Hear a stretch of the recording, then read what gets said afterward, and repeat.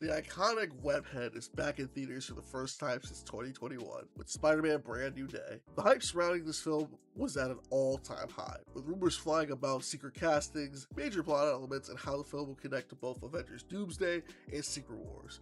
Everyone wanted to know what Brand New Day had in store. After finally getting a chance to watch it, I can say that Brand New Day is a brand new day of fresh air for the webhead. Thank you, I'll be here all week. But seriously, Spider-Man Brand New Day is a good Spidey film and the perfect movie to close out the summer blockbuster season. The film succeeds in a number of areas, but the first major positive is the change behind the camera. Destin Daniel Cretton, who previously directed Shang-Chi and worked on Wonder Man, takes over from John Watts, who directed the previous 3 Spider-Man films. And while John Watts did a great job with the previous 3 Spider-Man movies, this change in direction gives Brand New Day a distinct identity and helps establish a new era for this version of Spider-Man.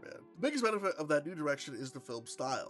Compared to the previous 3 movies, which often moved away from the grounded New York street-level stories we associate with Spider-Man, Brand New Day brings things back down to earth. This feels like one of the most contained MCU Spider-Man stories we've gotten, and that works in its favor. The stakes are still high, but the story feels more self-contained, allowing the film to focus on his character and give them room to breathe. That can only benefit the MCU moving forward, especially when these characters eventually appear in other projects. The performances are another major strength. The cast does a tremendous job all across the board, with Tom Holland continuing to evolve into the definitive Marvel Cinematic Universe Spider-Man. He delivers one of his stronger performances in the role and feels more confident as Peter Parker because we've got to watch him grow for the last almost 10 years as Spider-Man. Jesus, the time is an ever-changing evolution.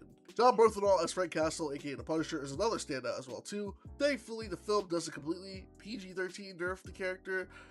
They still let him be a little bit of the rated R, but they do bring it to the point where it's like, okay, we can have him safe, so just in case kids are in the audiences, they can still watch it.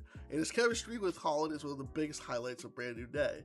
These two work incredibly well together, and I genuinely want to see more of their interactions because what they had on screen was absolutely gold. Sadie Sink also does a solid job as the film's mystery character. I won't get into the spoilers with this. I know if you've been on TikTok or anywhere else, you already know who she's playing, but I won't because, you know, it's whatever.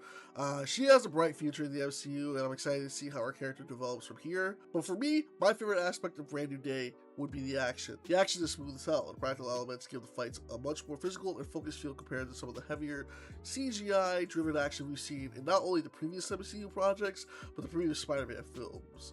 The Scorpion fight is a great example of this, but the real highlight is the Hulk fight involving both Spider-Man and a Punisher. That sequence is one of my favorite fight scenes of the year. However, Brand New Day has one tiny major issue that really hinders it. There's a lot going on.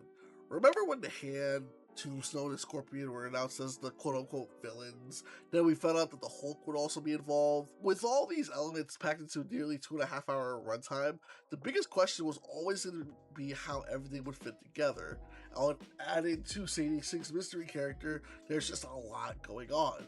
Unfortunately, not everything gets the attention it deserves. Some characters are utilized, while others, like Tombstone and The Hand, feel like more of a montage filler. Once you discover who or what is really pulling the strings, the larger picture starts to come together. But the second act in particular can feel a little bit unfocused.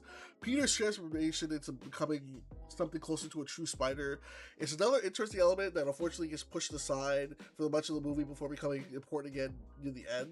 For a film that has many moving parts, it occasionally feels like a struggle to find its anchor. Thankfully, once the third act hits, the movie gets its momentum back. It becomes one of those moments where you're just sitting there and think, hell yeah, I'm watching a Spider-Man movie. Overall, Spider-Man Brand New Day is a great way to close out the summer blockbuster season. It serves as a final stop on the road to Avengers Doomsday. If you enjoyed the first 3 Spider-Man movies, I think you'll find there's plenty to enjoy in Brand New Day. Even though those movies weren't your thing, I still recommend giving this one a shot. It's a fun time. It brings Spider-Man back to the street level roots, and it gives this version of the character a fresh direction heading into the next chapter of the MCU. I'm going to give Spider-Man a Brand New Day a final grade of an A-. So let me know in the comments below, did you see Brand New Day? What did you think about it? And what has been your favorite Tom Holland Spider-Man movie so far? Until next time, I'm back for back movie reviews, and I'll see you all in the next video. Peace. Hey, if you like this video, make sure you check out one of my other reviews on my channel, and stay tuned for the next one.